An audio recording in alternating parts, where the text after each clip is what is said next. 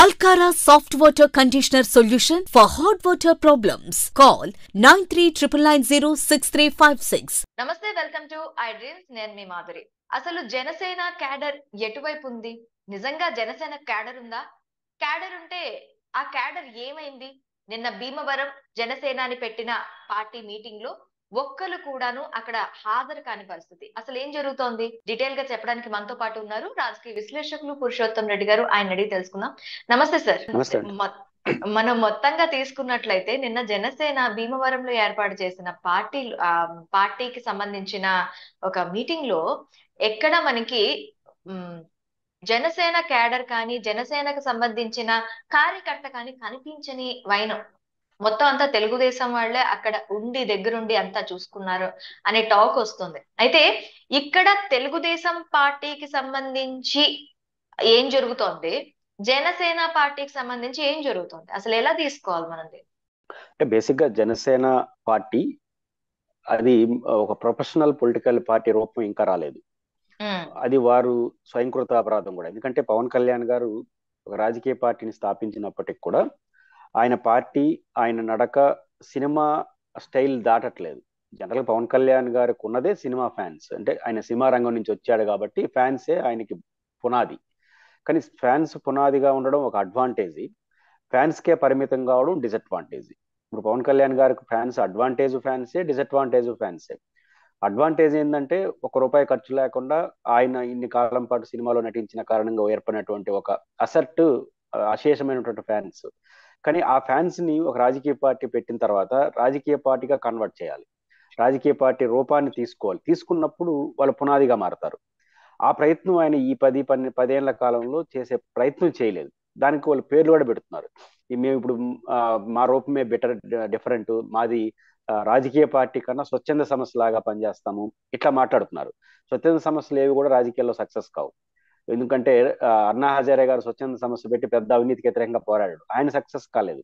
కానీ అరవింద్ కేజ్రీవాల్ దాన్ని రాజకీయ పార్టీగా కన్వర్ట్ చేసి చీఫ్ మినిస్టర్ ఢిల్లీ అయినాడు, పంజాబ్ లో గెలిపించాడు. కాబట్టి ఎప్పుడు కూడా అభిమానం, స్వచ్ఛంద సమస్యల యాక్టివిటీ పొలిటికల్ గా టర్న్ తీసుకోకపోతే ఇబ్బంది వస్తుంది. రెండోది, సినిమా ఫ్యాన్స్ లో 2 సమస్యలు ఉంటాయి. సినిమా ఫ్యాన్స్ పవన్ కళ్యాణ్ గారి యాక్టింగ్ చూసి ఫ్యాన్స్ అవుతారు. ఆ ఫ్యాన్స్ లో అన్ని రకాల పార్టీ అభిప్రాయాలు ఉన్న వాళ్ళు కూడా ఉంటారు, అభిమానించే వాళ్ళు ఉంటారు. వాళ్ళని అభిమానులుగానే పెట్టేస్తే అభిమానిగా పవన్ కళ్యాణ్ చూస్తారు, ఎవరు ఓటోలు వేసుకుంటారు. ఇప్పుడు పవన్ కళ్యాణ్ గారు చెప్పారు ఒక సభలో, నాకు జిందాబాద్ కొడతారు, జగన్ కోటేస్తారు మీరు అని ఒక సభలో అన్నాడు. అంటే అర్థం ఏంటంటే స్టీల్ ప్లాంట్ ఇష్యూ దగ్గర వైజాగ్ ప్రజలతో అన్నాడు. అంటే ఫ్యాన్స్ అట్లే ఉంటారు. ఫ్యాన్స్ తప్పు కాదు, ఫ్యాన్స్ అనే వాళ్ళకి రాజకీయాలు ఉంటాయి.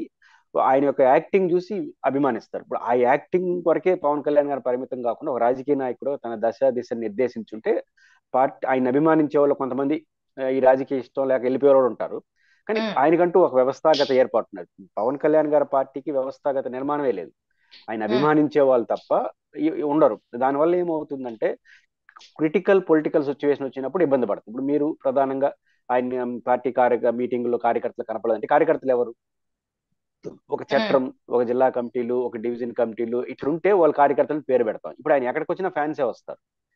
ఆ ఫ్యాన్స్ వచ్చినప్పుడు వస్తారు, రాకపోతే పోతారు. రెండోది, ఫ్యాన్స్ ఏం కోరుకుంటున్నారు పవన్ కళ్యాణ్ గారిని? వాళ్ళు ఏమి కోరుకోరు, ఓన్లీ ముఖ్యమంత్రినే కోరుకుంటారు. ఎట్లా అవుతారో వాళ్ళకి తెలియదు. ఇప్పుడు సినిమాలో ఎట్లయితే హీరోగా అల్టిమేట్ గా ఆయన ఏం చేసినా అది సక్సెస్ అవుతుంది, ఎందుకంటే ఆయన సినిమా, ఆయన డైరెక్టర్, ఆయన ఇష్టం. దానికి అలవాటు పడిపోయిన వాళ్ళు ఫ్యాన్స్. రాజకీయాల్లో కుదరదు. రాజకీయాల్లో కూడా మా పవన్ కళ్యాణ్ ముఖ్యమంత్రి అయిపోతే ఎట్లా ముఖ్యమంత్రి అవుతాడు? నువ్వు పొత్తు పెట్టుకున్నది ఎవరితో? 15 ఏళ్ళ ముఖ్యమంత్రి, 40% ఓట్లున్న పార్టీ, 6% ఓట్లున్న జనసేన ముఖ్యమంత్రి అయిపోతాడు. అది చూడరు ఫ్యాన్స్. ఫ్యాన్స్ ఏం చేస్తారంటే మా అభిమాని ముఖ్యమంత్రి అయిపోవాలి అంతే. ఎట్లా అవుతారో తెలియదు. సినిమాలాగా అవడం కుదరదు కదా. ఒకరోజు ముఖ్యమంత్రి మహేష్ బాబు అయిపోయాడు, అందరూ అయిపోయినారు. అట్లా సినిమాలో కుదరదు. కాబట్టి ఇప్పుడు ఫ్యాన్స్ స్థాయి నుంచి దాటట్లేదు, అది వాళ్ళకున్న బలహీనత. ఆ పరిమితులు మనకి ఇక్కడ ఎన్నికల టైంలో ఎమ్మెల్యే క్యాండిడేట్లు, ఎమ్మెల్యే నియోజకవర్గాలు, పోలింగ్ బూతులు ఇవన్నీ కావాలి కదా. ఇప్పుడు మీరు చూడండి, తెలుగుదేశం పార్టీ అనేక పోలింగ్ విషయాల అక్రమాల పైన ఫిర్యాదులు చేస్తా ఉంది. అది అక్రమమా సక్రమా పక్కన పెట్టండి. ఒక పొలిటికల్ పార్టీగా నియోజకవర్గాల్లో దొంగ ఓట్లని అవన్నీ ఇవన్నీ పెడతాను. జనసేన నుంచి ఫిర్యాదు ఎప్పుడైనా చూసినారా మీరు? అంటే గ్రాస్ రూట్ లెవెల్లో లీడర్షిప్, ఇప్పుడు నియోజకవర్గాల్లో ఎమ్మెల్యేగా పోటీ చేయాలని ఆశించే తెలుగుదేశం పార్టీ వాళ్ళు ఏం చేస్తారు? ఏదైనా ఓటింగ్ లో సమస్య వస్తే కంప్లైంట్ చేస్తారు. ఇప్పుడు జనసేన నుంచి సింగిల్ కంప్లైంట్ ఎలక్షన్ ప్రాసెస్ చెప్తారు జనరల్ గా, దుర్మార్గం దుష్టం ఏదో మాట్లాడేస్తారు. అంటే వాళ్ళు ఒక అధికారులు సినిమా అనుకోవడం ఇది డైలాగ్స్ లా మాట్లాడ వచ్చేస్తూ ఉంటాయి. వచ్చేస్తున్నాయి తప్ప స్పెసిఫిక్ గా పలానా నియోజకవర్గంలో దొంగ ఓట్లు అది కరెక్ట్ ఆర్ రాంగ్. ఇప్పుడు తెలుగుదేశం చేస్తా ఉంది కదా, 5 లక్షల ఓట్లు దొంగ ఓట్లని. ఏదైనా కానీ ఇప్పుడు అంతో ఎంతో యాక్షన్లు ఎవరిపైన జరిగాయి? తెలుగుదేశం ఫిర్యాదుల పైన జరిగినాయి. జనసేన నుంచి ఫిర్యాదు ఏమైనా ఉందా? లేదంటే ఇక్కడ ఎవరు కార్యకర్తలు ఎవరు, నాయకులు ఎవరు, ఈ గందరగోళం వద్ద ఈ సమస్యలు వస్తున్నాయి. అయితే రాబోయే రోజుల్లో కూడా జనసేన అనే ముసుగులో టీడీపీ క్యాండిడేట్స్ జనసేన వైపు నిల్చునే అవకాశాలు ఉంటాయంటారా? ఈ మనం మొత్తం అంతా చూస్తున్నాం. ఆ జనసేనాని కూడాను మాక్సిమం టీడీపీ నేతలతోనే కొంచెం సయోధ్యం ఉన్నట్టు కూడా కనిపిస్తూ ఉంది. ఎవరైతే జనసేన పార్టీ జెండా పట్టుకొని ఇప్పటి వరకు నడిచారో వాళ్ళ దగ్గర వాళ్ళతో సయోధ్య అనేది చాలా తక్కువగా కనిపిస్తోంది. ఇప్పుడు మనకి ఎంతో కొంత ఆ నాయకుడు వెనకాతలు నడుస్తున్నారు అంటే కొంత జనసేన పార్టీ తరపున మేము అని చెప్పుకోవడానికి ఎవరు ఇక్కడ కనిపించట్లేదు. రేపు అది ఒక పెద్ద సమస్యగా మారుతుంది. నేను ఇంతకు ముందు మనం ప్రస్తావించినట్టు కార్యకర్త అంటే ఇప్పుడు వైసీపీలో కార్యకర్తలు అసంతృప్తిగా ఉన్నారు అనడానికి ఒక లాజిక్ ఏంటి? కార్యకర్త ఎవరో తెలుసు నన్ను, కాబట్టి అసంతృప్తి అని వస్తుంది. జనసేనలో అసంతృప్తికి అర్థం లేదు. ఎందుకంటే ఎవరు కార్యకర్త? రికగ్నేషన్ ఏముంది? అందరూ ఫ్యాన్సే కదా. అంటే కార్యకర్తలని ఎవరు లేరని కాదు, ఈ కార్యకర్తలు ఫ్యాన్స్ కి తేడా లేదు జనసేనలో. అందువల్ల ఎవరు కార్యకర్త చెప్పలేము. మీరన్న ప్రశ్న ఏమొస్తుంది? రేపు ఎమ్మెల్యే ఎలక్షన్ లో 20, 30, 10, 40, 50 ఏదైనా సరే వాళ్ళు ఇద్దరు అడ్జస్ట్మెంట్ ప్రకారం ఎమ్మెల్యే సీట్లు అడ్జస్ట్మెంట్ కుదిరాయి అనుకోండి, ఎవరిని పెట్టాలి అక్కడ నియోజకవర్గ ఎమ్మెల్యేగా? బాగా జగన్మోహన్ రెడ్డి మన పవన్ కళ్యాణ్ ప్రేమించి సినిమా థియేటర్ల ముందు సినిమా హిట్ అయినప్పుడు మాట్లాడుతుంటారు కదా, వీర విహారం చేస్తుంటారు కదా, పవన్ కళ్యాణ్ బ్రహ్మాండంగా నటించాడు. ఇప్పుడు ఆయన తీసుకొచ్చి ఎమ్మెల్యేగా పెడితే ఏమవుతుంది? అతనికి ఏమీ తెలియదు, మళ్ళీ అరుస్తుంటాడు తప్ప ఏం తెలియదు. కాబట్టి ఫ్యాన్స్ ని తీసుకొచ్చి పెట్టేస్తే ఇబ్బంది వస్తుంది. రేపు ఎమ్మెల్యే ఎలక్షన్ లో పోటీ చేయడం అంటే అన్ని బూతుల్లో ఏజెంట్లు పెట్టుకోవాలి, నేను చెప్పాడు కదా, డబ్బు అన్ని ఇవన్నీ కొట్టాలి, కొట్టించుకోవాలి, చాలా ఉంటాయి రాజకీయాల్లో. ప్రత్యర్థిని ఎదుర్కోవాలి, మంచి చెడ్డ అన్ని చేయాలి. ఇవి అనుభవం ఉన్నోడు తప్ప ఎవడు చేయలేడు. ఇప్పుడు ఆ అనుభవం ఉన్నోడు పవన్ కళ్యాణ్ గారితో ఎంతమంది ఉన్నారు? అభిమానులు 1,00,000 మంది ఉండొచ్చు. ఆ 1,00,000 మందిలో అనుభవం ఉండి, రాజకీయ అనుభవం ఉండి, పొలిటికల్ సెక్టర్ లో ఇరుక్కునే కొట్టేవాళ్ళు లేకపోతే అప్పుడు ఏమవుతుందంటే ఒక 30, 10 నాకు ఈ పరిస్థితులు లేవు, నాకు 5 సీట్లు అంటే జనం కొడతారు. అలాగని 30 సీట్లు ఇచ్చేస్తే 30 మంది ఎమ్మెల్యే క్యాండిడేట్లు పెట్టాలిగా. ఎమ్మెల్యే క్యాండిడేట్లు పెట్టాలంటే ఈ అనుభవం వాళ్ళు ఎవరో మనకు కనపడరు. పవన్ కళ్యాణ్ గారి పార్టీలో అభిమానులు ఎక్కువ ఉండొచ్చు కానీ కనపడరు. ఇప్పుడు 6% ఓట్లు ఉంది కానీ అనుభవం ఉన్న ఎమ్మెల్యే క్యాండిడేట్లు ఎంతమంది ఉన్నారు? కానీ 0.45%, 7% బీజేపీకి ఉంది. కానీ ప్రతి నియోజకవర్గంలో ఒకరో ఇద్దరు అనుభవం ఉన్న ఎమ్మెల్యే క్యాండిడేట్లు ఉన్నారు. ఒక రాజకీయ పార్టీకి, రాజకీయ లక్షణాలు లేని పార్టీకి ఉన్న వ్యత్యాసం అది. ఇప్పుడు సిపిఐ సిపిఎంకి 0% ఓట్లే, 0.5% ఉంటాయి. కానీ ప్రతి నియోజకవర్గంలో ఎమ్మెల్యే స్థాయి క్యాండిడేట్లు ఉంటారు. వాళ్ళకి ఆ ఓట్లు ఉంటాయి లేకపోయినా. ఆ ప్రొఫెషనల్ పొలిటికలిజం అనేది పవన్ కళ్యాణ్ గారి పార్టీలో ఆయనే ఏర్పాటు చేసుకోవాలి. కాబట్టి రేపు ఏమవుతుంది? మీరు చెప్పిన ప్రస్తావన వస్తుంది. రేపు ఎమ్మెల్యే క్యాండిడేట్లు ఇచ్చేసారు అనుకోని ఏం చేయాలి? అప్పుడు ఇంకొక రోడ్లో వస్తారు. తెలుగుదేశం పార్టీలో సీట్ రానోడు ఇక్కడ వచ్చి జనసేన పేరుతో పోటీ చేస్తాడు. అప్పుడు ఏమవుతుంది?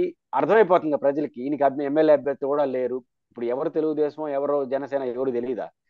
కాబట్టి ఇప్పుడు జనసేన అభిమానులు అందరూ సినిమా ఫ్యాన్స్ థియేటర్ల కాడ హంగామా చేసేవాడే రేపు ఎమ్మెల్యే వాళ్ళే కనపడతారు జనసేన నాయకులుగా.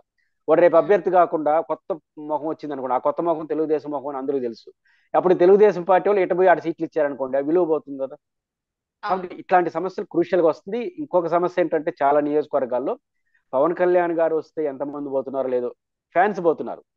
కానీ ఎమ్మెల్యే సీట్ ఆశించే వాళ్ళు పవన్ కళ్యాణ్ దగ్గర ఎంత పోతున్నారో చంద్రబాబు గారికి ఇంకా ఎక్కువ పోతున్నారు. ఇంకా పొత్తు సీట్లు లేరు. ఇప్పుడు తిరుపతికి ఆయన వచ్చారనుకో, జనసేన నాయకులు అందరూ పోయి వెల్కమ్ చెప్తుంటారు చంద్రబాబుకి. అంటే అర్థం ఏంటి? రేపు నేను ఎమ్మెల్యే క్యాండిడేట్ గా జనసేన తరపున పోటీ చేసిన గెలిపించాల్సింది ఎవరు? మళ్ళీ తెలుగుదేశం. కాబట్టి ఇప్పటి నుంచే స్వాగతం చెప్పడం మొదలెట్టారు. కాబట్టి ఇప్పుడు తెలుగుదేశం అధ్యక్షుడికి ఇప్పుడు ఒరిజినల్ అధ్యక్షుడు అయిపోయాడు పవన్ కళ్యాణ్. జనసేన సైనికులేమో పవన్ కళ్యాణ్ ముఖ్యమంత్రి కావాలనుకుంటున్నారు. ఈ ఎమ్మెల్యే సీట్ ఆశించే వాళ్ళందరూ చంద్రబాబుతో బాగుంటే బాగుంటుంది అనిపిస్తారు. రేపు ఎమ్మెల్యే సీట్ కేటాయించాలి, రేపు వాళ్ళని గెలిపించాలి. కాబట్టి ఇవన్నీ వస్తే రేపు చంద్రబాబుతో బాగా అసోసియేట్ అయిపోతాడు. ఈ అసోసియేషన్ పెరిగి రేపు పవన్ కళ్యాణ్ గారితో చంద్రబాబుతో బాగా అయిపోతాడు. ఈ 2 సమస్యలు ఎదుర్కోబోతాడు పవన్ కళ్యాణ్ గారు. అది ఈ జనసేన డిస్టర్బ్ కావడానికి దారితీస్తుంది. ఆ రకంగా మీరు చెప్తున్న దాన్ని బట్టి ఇలానే వెళ్తే మాక్సిమం ఇంకా జనసేన పార్టీ అనేది కూడా ఉండదేమో, ఆ తర్వాత విలీనం అంటారు. ఇప్పుడు ఎన్నికల్లో గెలిచిన తర్వాత చిరంజీవి గారు 18 మంది ఎమ్మెల్యే గెలిపించుకున్నాడు. ఆయన పార్టీనే విలీనం చేసేసినాడు. చాలా మంది ఏమనుకుంటారంటే విలీనం చేయడం తప్పు అనుకుంటారు. తప్పే. ఇంకొక 6 నెలలు విలీనం చెప్తే ఆయన తప్ప ఎవరు పార్టీలో ఉంటారు, అందరూ సరదా పార్టీ సర్దుకునేసి ఉంటారు. అంటే అంటే అప్పటికప్పుడు ఏం చేసినాడు, ఆయన అభిమానులు వీళ్ళని బెట్ల ఆయన కరుడు కట్టినటువంటి వివిధ పార్టీ నాయకులంతా తీసుకొచ్చి పెట్టేసినాడు. అంటే వాళ్ళే వచ్చినారు ఏడ గెలుస్తాం ఆడ. వాళ్ళందరికీ ఆల్రెడీ ఏరే పార్టీతో అసోసియేషన్స్ ఉన్నాయి.